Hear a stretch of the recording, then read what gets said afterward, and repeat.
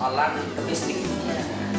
Kekerasan domestik ini merasa itu adalah aib keluarga, sehingga banyak KDRT ini tidak terbuka karena banyak yang tidak mau speak up kepada akhirnya meneliti kenapa orang itu baik. Kalau ahli yang lain kemudian menjelaskan mengapa orang itu kok jahat, mengapa nyimpang kan banyak. Tapi ini yang menarik, mengapa orang itu kok baik? Kuncinya 4. Kata terlebih yang pertama adalah attachment, yang kedua adalah commitment, yang ketiga adalah involvement, yang keempat belief.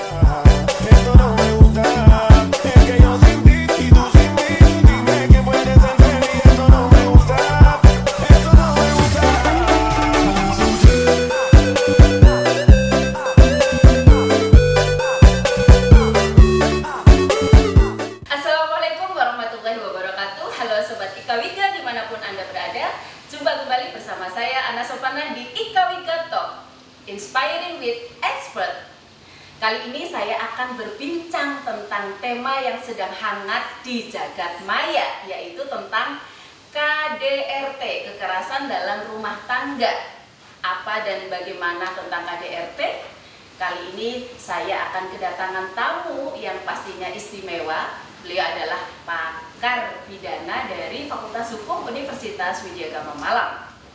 Dua artis kita yang baru saja menjadi korban KDRT, yaitu Lesti dan akhirnya mencabut aduannya, dan ada Vena Melinda yang kita akan tunggu kasusnya. Nah, kita akan sapa dulu narasumber kita hari ini. Halo, assalamualaikum Pak Zulkarnain. Waalaikumsalam warahmatullahi wabarakatuh. Gimana kabarnya Pak? Alhamdulillah. Sehat luar biasa. Sehat. Oke, baik. Selain sebagai pakar hukum, juga dosen Universitas Widyagama Malang, beliau adalah Sekjen Ika Wika, betul ya Pak ya? Betul. Wow. Jadi orang kedua nih di Ika Wika. Dan kali ini Pak Zul kita akan berbicara tentang KDRT ya, di mana KDRT ini sekarang sedang sangat marak diperbincangkan oleh seluruh kalangan, utamanya para ibu-ibu nih ya. Ibu-ibu aja ya? Karena selama ini yang jadi korban KDRT itu adalah ibu-ibu, jadi paling banyak diperbincangkan. Nah, sebenarnya KDRT itu apa sih Pak? Ya, KDRT itu kan Bu Ana tadi sudah menyampaikan kalau KDRT itu adalah kekerasan dalam rumah tangga. Yes.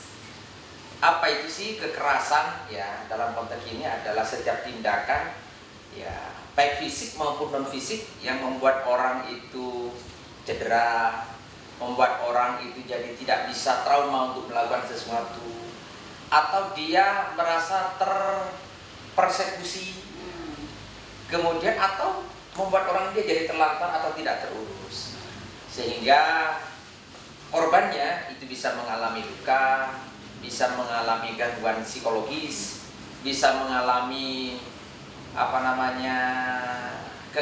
seksual ya, kekerasan seksual, dan juga bisa mengalami hal-hal yang sifatnya keterlantaran secara ekonomi. Nah, itu namanya.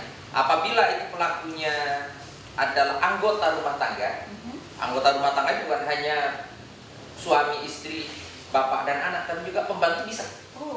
Selama itu adalah tinggal bersama di situ. Jadi termasuk keluarga lain atau orang yang tidak harus juga satu kakak, yang penting satu tinggal di situ. Itu adalah anggota rumah tangga.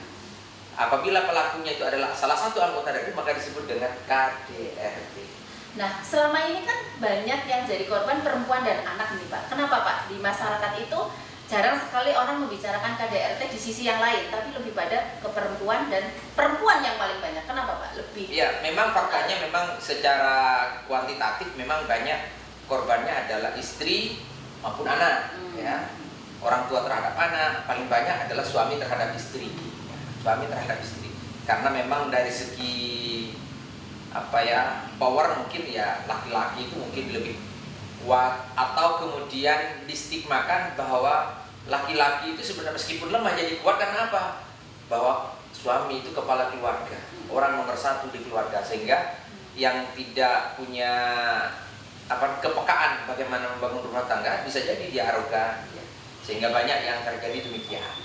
Sementara anak tentu karena masih anak ada kelemahan, istri juga demikian, apalagi ada keterbatasan tertentu kan dari istri, sehingga banyak menjadi korban. Tetapi kalau disebut bahwa KDRT itu hanya paling banyak suami terhadap istri atau orang tua terhadap anak, enggak juga. Ada ya Pak ya?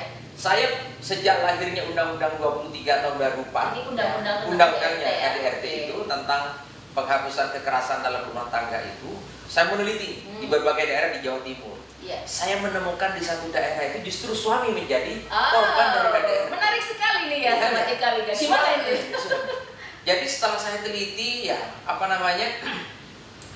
ketika kenapa kok sampai tega, itu bukan membunuh tapi ya, bukan membunuh, tapi kekerasan fisik ya terhadap suami, di mana suami ketika kemudian pulang dalam keadaan mabuk setelah main dengan perempuan ya.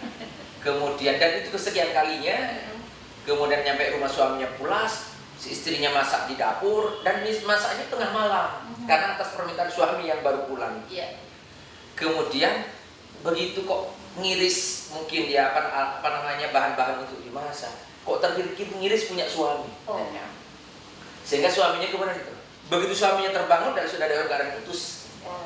Kemudian apa ketika suaminya nangis ya? Orang bertanya, kenapa? Saya pun yang meneliti bertanya, kenapa? Laki-laki berselingkuh itu cuma karena punya itu. Kalau nggak ada itu, nggak ada laki-laki yang berani selingkuh kemarin katanya. Jadi begitu. Tapi ada kasusnya sangat sedikit ya Pak ya kalau ya, di Indonesia ya. Tapi ada juga.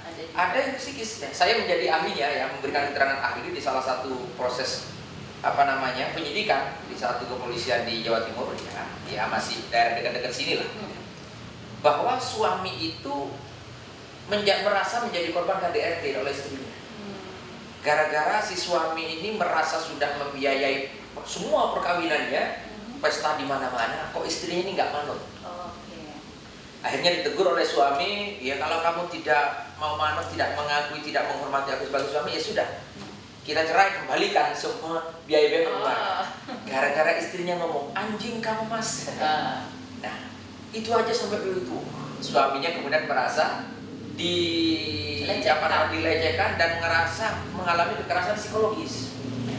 Memang dalam KDRT itu kan ada 4 macam bentuk. Nah itu yang mau saya tanyakan, apa saja nih bentuknya nih? Ada 4 bentuk KDRT itu kan ya. Pertama adalah kekerasan fisik. Fisik jelas kan, dipukul, ditendang, macam-macam, dan dilempar. Yang meskipun lemparnya ke kasur empuk gitu ya. Tapi kalau setelah dari kasur mantul ke tembok ya jadi luka juga. Terus apa lagi? Kemudian yang kedua adalah kekerasan psikis. Ya psikis. Diselingkuhi ya. Diselingkuhi, kemudian diomongin, misalnya orang Jawa dia punya gaya jangan yang lain terus dan seterusnya. Sampai dan itu kemudian dibully di depan umum ya, dibully verbal kan ya. Kalau diperiksa nggak ada luka fisik, tetapi dia mengalami trauma, malu sama tetangga. Kemudian kalau belanja, jeng suami bapak itu kok sering pulang malam ya, jadi tersiksa secara psikologis. Yang ketiga adalah kekerasan ekonomi, ditelantarkan, tidak dinafkahi, ditelantarkan. Dan yang keempat adalah kekerasan seksual. Ya, orang bertanya, kok bisa sih Pak istri jadi kekerasan seksual suami itu gimana? Ya, kok banyak ada pihak tertentu yang tidak terima undang-undang tentang PSK ya, undang-undang terkait dengan PKS ya, pemberantasan kekerasan seksual itu kan ya. Ada yang nggak setuju kalau misalnya suami itu dikriminalkan kalau melakukan hubungan seksual dengan istri, kok dikriminalkan dianggap sebagai pemerkosaan. Ya, memang konsepnya kan ada marital rape, bahkan dalam agama pun juga ada. Jadi pemerkosaan dalam keluarga itu ya misalnya suami terhadap istri apabila istrinya dalam keadaan sakit dipaksa, dalam keadaan menstruasi kemudian dipaksa sambil diancam, ini nggak kelip tak boleh lihat itu kan ya. Nah itu kadang-kadang itu kekerasan seksual ya, kekerasan seksual. Nah, ada apa macam? Oke Pak, setelah kita tahu 4 bentuk, nah jika ada perempuan atau anak yang menjadi korban KDRT, sebaiknya harus bagaimana nih Pak? Lapor ke polisi atau nggak usah speak up gitu ya? Atau harus speak up sih sebagai korban? Gimana ya, nih Pak? Memang dari hasil penelitian saya itu banyak yang menganggap itu adalah persoalan domestik. Ya. Kekerasan domestik ini merasa itu adalah aib keluarga. Aib keluarga sehingga banyak KDRT ini tidak terungkap karena banyak yang tidak mau speak up kepada publik atau kepada orang lain atau mengadukan atau melaporkan peristiwa-peristiwa ini, menganggap bahwa malu ya, sudah itu akan merasa akan tertimpa, sudah jatuh tertimpa tangga. Kemudian ini sudah aib keluarga terbongkar, sudah sakit mengalami, ya akan begitu akan. Tetapi ketika saya memberikan pendapat juga yang lainnya, loh, justru kalau tidak diadukan, tidak diproses, akan terus-terusan menjadi korban. Maka harus berani speak up, berani ngomong. Kalau tidak berani ngadu sendiri, ya. Mengapa kok ini saya sebut istilah mengadu? Ya. Karena ini delik aduan. Dalam hukum pidana itu ada delik biasa, ya. Dilaporkan nanti kan, misalnya kayak pencurian, ya. Kemudian ada delik aduan, ya telah delik namanya. Artinya kalau ya, tidak diadukan, tidak diproses, meskipun polisi ataupun penegak hukum itu tahu ya, harus diadukan. Yang mengadukan harus korbannya. Ya. Nah, ini yang kemudian ketika tidak diadukan banyak fakta KDRT, tapi kalau tidak diadukan itu tidak akan diproses. Nah, menganggap itu persoalan-persoalan aib keluarga, tidak speak up. Nah, itu yang banyak terjadi. Tetapi kan kalau sekarang, era digital ya, meskipun dia awalnya tidak mengadukan, begitu sudah jadi viral, kemudian mengadukan. Kalau misalnya sudah diadukan, terus ternyata dicabut gitu, Dicabut, ya. Karena delik aduan secara hukum pada dasarnya boleh dicabut, boleh dicabut. Tapi kalau sudah dicabut, diadukan lagi, ya nggak boleh dicabut berkali-kali. Itu namanya meremehkan atau kemudian ngerjain penegak hukum. Tetapi kalau misalnya sekali lagi tadi pertanyaan sebelumnya, kalau ada orang yang mengalami, mungkin anak, ya, mungkin tidak berani karena orang tua ya, atau istri, setidak-tidaknya diadukan. Ada pengalaman, ya, ada pengalaman dari penelitian saya itu di Malang Raya ini ya. Ada seorang istri kemudian mengadukan suaminya karena telah melakukan KDRT, kekerasan fisik, dengan tangan lah. Dikit-dikit nempelin, dikit-dikit mukul dan macam-macam ya. Kadang kemudian pernah didorong kepalanya kebentur tembok. Diadukan ya. Begitu diadukan si penyidiknya ngomong begini ya. Bayu ya. Nek bojone sampean tak proses, tak tahan. Engkau sampean kelonan karo sapa? Yeah. Kelonan karo sapa? Terus sampean duwe anak piro? 5 Pak. Kemudian kok iso? Sering katanya garap mata tiba anaknya sampai 5. Kemudian dijawab bercanda. Ya dia pas pengen genjatan Pak. Maksudnya kalau pengen damai sebentar. Oh. Kemudian, nah, terus kalau suami sampean saya proses, siapa yang menafkahi sampean? Siapa yang antar anak-anak sekolah yang ngurus anaknya? Kata si istri, ya nggak ada, nggak ada. Ya saya. Terus apa sampean sanggup? Enggak juga sih Pak. Nah, terus gimana nih, suami tetap jadi saya proses lanjut, apa kemudian damai? Waduh Pak, kalau damai nanti kami dipukul lagi begini-begini dan seterusnya. Ya sudah, akhirnya kemudian didamaikan ya, oleh si dengan perjanjian, kesepakatan damai. Kemudian Pak, sampean sanggup nggak bina istri sampean dengan cara-cara yang bijaksana, santun, tidak ringan tangan, dikit-dikit mukul, dikit-dikit mukul. Kalau tidak sanggup, ini tak lanjut, sama tak tahan, tak proses lebih lanjut. Tapi kalau misalnya sampean berjanji tidak akan mengulangi lagi, kemudian ibu kemudian belajar lebih menghargai suami, maka ini tidak dilanjut. Ya, akhirnya dibuat kesepakatan damai, sudah anggap nggak ada apa-apa lagi, sudah bangun keluarga yang harmonis lagi. Nah itu dalam hukum disebut dengan restoratif justice. Ya, proses peradilan dengan mengedepankan restorasi. Mengembalikan pada kondisi semula damai seperti itu. Nah, cuma disertai ancaman. Tapi sekali lagi sampai mengulangi dan diadukan lagi, tidak ada proses damai mendamaikan seperti sekarang. Akan berlanjut. Beberapa bulan kemudian, saya teliti di sini. Ibu, Bu, ya, bagaimana perkembangannya Bapak? Ada perubahan nggak dengan seperti itu? Apa kata si ibunya? Mas, benar kan cari sampean? Mending dilaporkan, mending diadukan ke polisi. Loh, emangnya kenapa Bu? Ada perubahan apa dengan Bapak? Tiap Bapak kemudian mau kumat Mas, mau mukulin anak-anak, mau dipukulin, aku cuma ngomong beberapa kata. Ingat pesan Pak Polisi, nggak jadi. Ya. Artinya speak up itu ya memang nggak usah nggak perlu orang lain banyak tahu. Laporkan kepada yang berwenang, nanti akan diproses. Penyidik atau polisi tidak akan mengumumkan kemana-mana, kecuali kasus-kasus yang public figure, misalnya kan ya. Apalagi funnya banyak, ya seperti yang disebut di awal, ada Lesti, ada Vena Melinda dan macam-macam. Pak, sebagai pakar hukum nggak ya, kalau cabutan gugatan dicabut itu apa Pak dampaknya? Ya. Sebenarnya apa sih yang ingin diselamatkan ya dari pasti kan kayak penonton apa yang lain kan kecewa gitu ya. Nah dari sisi perspektif hukum seperti apa Pak? Saya setuju dengan apa pernyataan dari Lesti ya, ketika kemudian menjawab apa itu? Bahwa ini keluargaku, bukan keluarganya kalian semua. Saya yakin banyak orang yang support saya itu kecewa karena saya cabut. Tetapi yang akan menjalani ini ada keluargaku sendiri. Itu anaknya si Bilar dan ada semacam-macam ya. Oke. Nah, dari sini kemudian apa konsekuensi kalau dicabut ya. Kemudian karena itu adalah hak ya untuk mencabut dari si yang mengadukan, ya boleh saja. Tapi mencabutnya itu tidak serta-merta cabut selesai. Ada konsensus di situ ya, kesepakatan dari para pihak bahwa tidak akan mengulangi lagi. Kemudian nanti tidak dikit-dikit ngadukan, dicari lagi, dicabut lagi dan seterusnya. Nah, pada dasarnya boleh dicabut. Nah, kemudian bagaimana? Apa sebenarnya yang diharapkan dengan dicabutnya itu aduan? Nah, sering saya sampaikan di berbagai forum terkait dengan KDRT itu bahwa Undang-Undang nomor 23 tahun 2004 ini tujuannya apa? Untuk melindungi keluarga agar terus menjadi keluarga yang harmonis. Tidak ada pertengkaran-pertengkaran di situ. Lah kok ternyata setelah ada undang-undang kok malah tambah banyak kasus. Berarti tujuan dari undang-undang ini kurang berhasil dong untuk mencegah.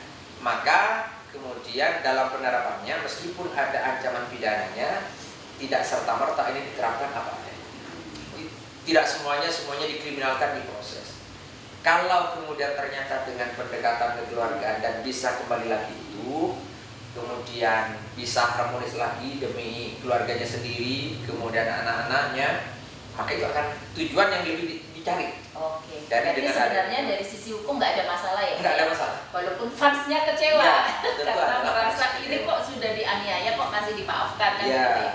Baik, Sobat Ika Wika, kita akan pertegas kira-kira kalau perempuan mendapatkan perlakuan KDRT harus seperti apa? Tadi jelas tadi lapor ya sebagai bentuk perlindungan, kemudian ada restoratif justice, terus apa lagi Pak? Biar teman-teman perempuan di luar sana bisa melakukan berbagai upaya hukum Pak. Ya, jadi dalam KDRT itu kan masuk tindak pidana khusus ya, kekhususan ya. Ada beberapa prinsip-prinsip dalam hukum pidana dan hukum acara pidana itu yang terpaksa disimpangi, tapi benar secara hukum. Ya. Jadi kalau misalnya lagi kalau ada dilaporkan atau diadukan aja, ya kalau terjadi demikian. Pertama agar tidak terus terjadi. Oke, ya. Dilaporkan. Ya, kalau merasa itu adalah aib, ya tinggal cara mengadukannya saja. Ya, jangan mengadukan tapi konferensi pers. Ya, nah, kemudian adukan aja sebagai bentuk shock terapi bagi suami atau siapa di situ. Ya. Kemudian agar segera dilakukan pencegahan. Nah, kalau sudah dilaporkan, diadukan, diproses, kemudian apa yang harus dilakukan bagi semua pihak? Bahwa terhadap KDRT yang menangani nanti kan kalau di kepolisian ada unit PPA. Makanya tadi memang betul korbannya banyak istri, banyak perempuan dan anak. Mengapa? Unit PPA itu unit perlindungan perempuan dan anak ketika kasus KDRT. Nah, ketika kasus KDRT ini biasanya pemeriksaannya itu adalah tidak terlalu diubah karena menyangkut itu adalah keluarga. Sehingga, nah nanti juga ada pengecualian. Kan banyak yang tidak mengadukan karena saksinya nggak ada, saya dipukuli sendirian. Ingat bahwa kalau sebenarnya kalau dalam hukum acara pidana, istri kan punya ikatan pernikahan dengan suami. Siapa yang punya ikatan dengan terdakwa atau tersangka itu tidak boleh jadi saksi kan? Tapi dalam KDRT mau nggak mau saksinya itu adalah anggota keluarganya sendiri, anggota rumah tangga. Maka itu disimpangi. Istri boleh sebagai korban, boleh kemudian memberikan kesaksian. Anak sebenarnya nggak boleh jadi saksi.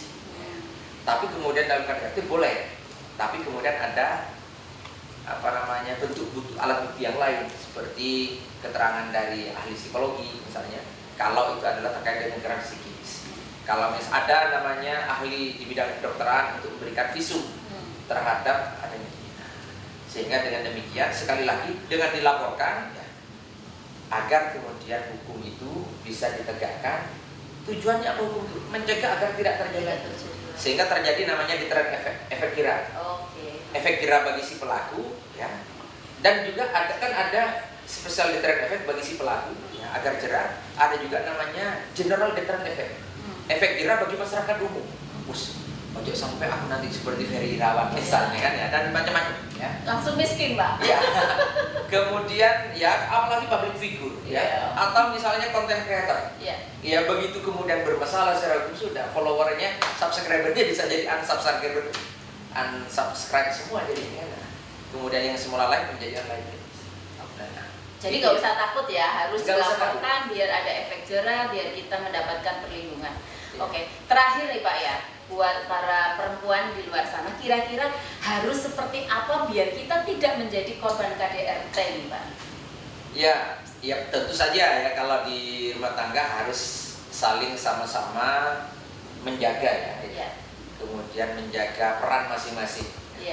Jadi istri tidak boleh terlalu kemudian melamar pada suami ya. Kemudian tapi bukan berarti selalu ada di bawah merendah ya, karena harus juga sama-sama berdaya. Kemudian ya ini sebenarnya yang lebih pas kemudian untuk bagaimana membina keluarganya dan macam-macam. Bapak kan kiai, jadi sekalian khotbah ini Pak.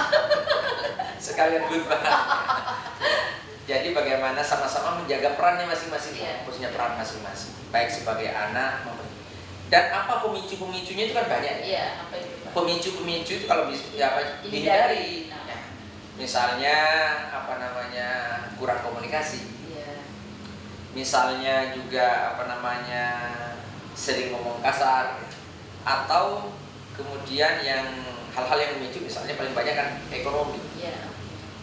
Orang yang ketika sudah tidak sejahtera itu ya makanan enak pun jadi tidak enak. Kemudian perbanyak dengan kesibukan positif. Nah, ada 4 kata kunci ya dari penelitiannya. Catat ya ini sebenarnya. Ada 4 kata kunci.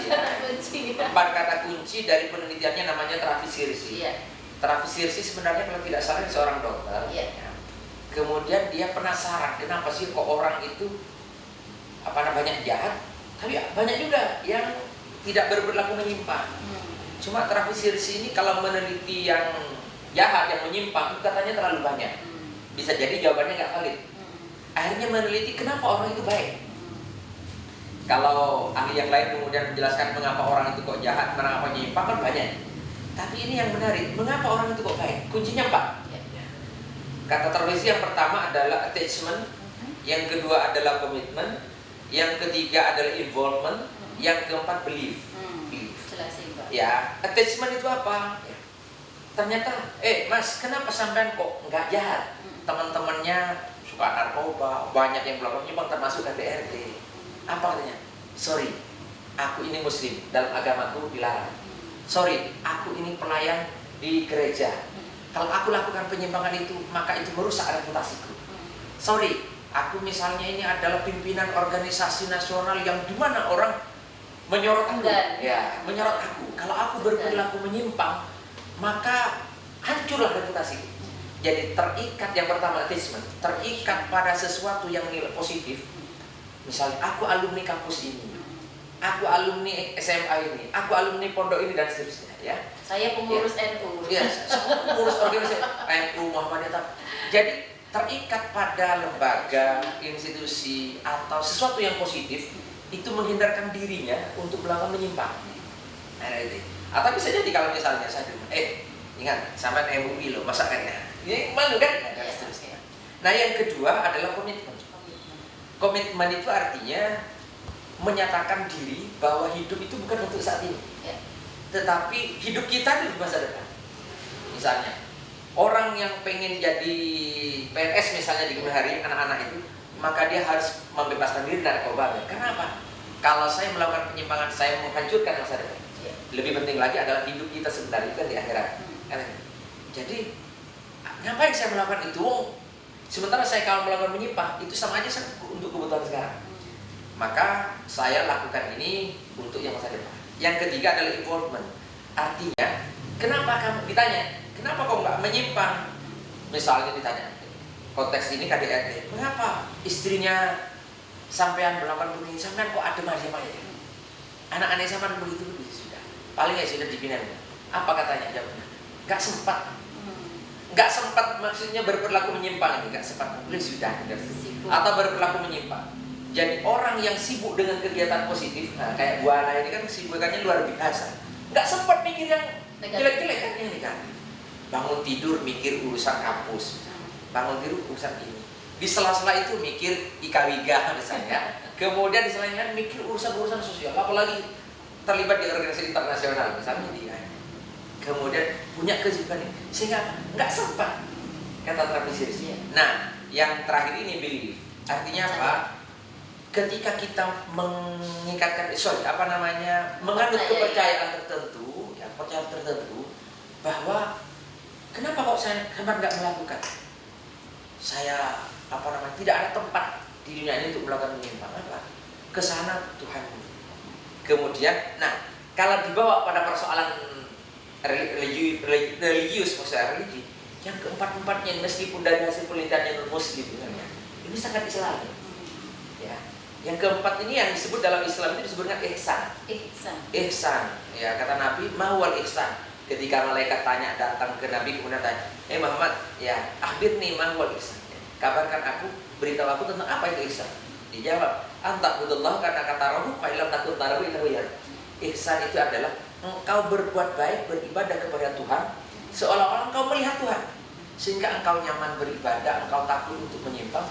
Fa'ilam takut tarahu innahu ya. Apabila engkau tidak bisa melihat Tuhan, yakinlah Tuhan Maha melihatmu. Nah, ini empat ini untuk terhindar dari baik sebagai istri, sebagai anak, sebagai suami dan anggota rumah tangga yang lain. Itu empat kata dari menarik sekali ya. Jadi kesimpulannya jelas tadi, empat tadi ya, attachment, komitmen, involvement dan belief. Nah, jadi bagi para sobat IKWIGA, bagi ibu-ibu, perempuan dan anak-anak dan semuanya saja, agar kita terhindar dari KDRT, maka empat hal ini harus kita terapkan. Oke, terima kasih Pak Zul yang sudah sharing terkait dengan KDRT. Mudah-mudahan sobat IKWIGA dan juga masyarakat tidak menjadi korban KDRT. Kita pun mudah-mudahan juga bukan tidak menjadi korban dan juga jadi pelaku. Yes. Terima kasih, sukses selalu Pak Zul. Sama-sama.